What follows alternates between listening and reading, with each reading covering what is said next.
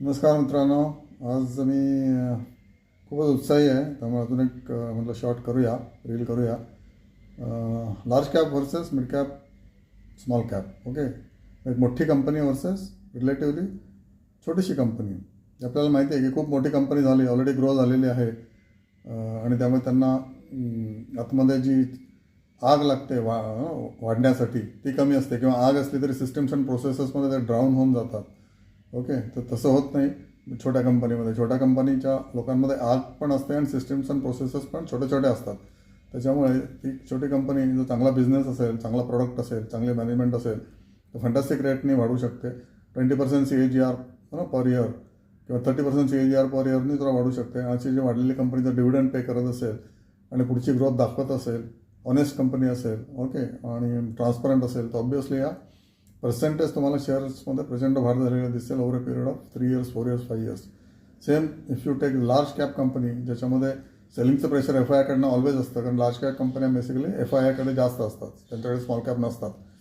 त्यामुळे तिकडे सेलिंगचं प्रेशर असतं, कंपनीची मॅनेजमेंट सुस्त झालेली असते, लोकांना त्यामुळे काही फिकीर असते, पण ते दिसत नाही शेअर मार्केटच्या भावामध्ये, कारण त्यांचे ग्रोथ रेट पण 5%, 3% असे असतात. कारण वाढत्या स्केलनी, म्हणजे समजा तुम्ही 1000 कोटीचे मालक झालात, 1000 कोटीवर तुम्ही 15%, 20% CAGRनी नाही वाढू शकत. तुम्ही 5-7% प्रमाणे वाढू शकता, मग FD प्रमाणे वाढू शकता.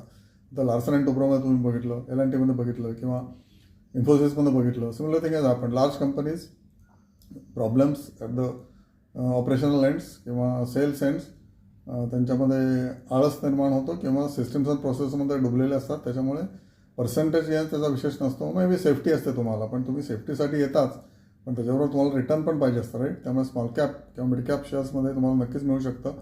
आणि आता जी मार्केटची दौड सुरू होईल ती स्मॉल कॅप मिड कॅपमध्ये अजून जास्त होईल. ऑलरेडी तुम्ही बघितलं आहे, इंडेक्स अडकला आहे 25,000मध्ये. स्मॉल कॅप मिड कॅप 15 ते 17% ऑलरेडी वर गेलेले आहेत गेल्या एक महिन्यामध्ये. So you have seen the test and you have tested the market, small cap mid cap versus large cap. तर बघा तुम्हाला पटतंय का. चांगले शेअर शोधून काढायला तुम्हाला स्वतः अभ्यास करायला लागेल. तुमच्या मे बी रेडीमेड कोण जो असेल फायनान्शियल एक्सपर्ट त्याला विचारा.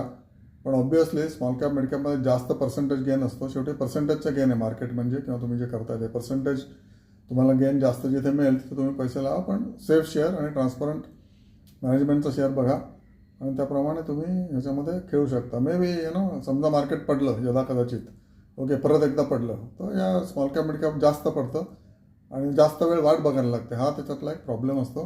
पण बाकी स्मॉल कॅप मिड कॅप जिंदाबाद. Okay, thank you so much.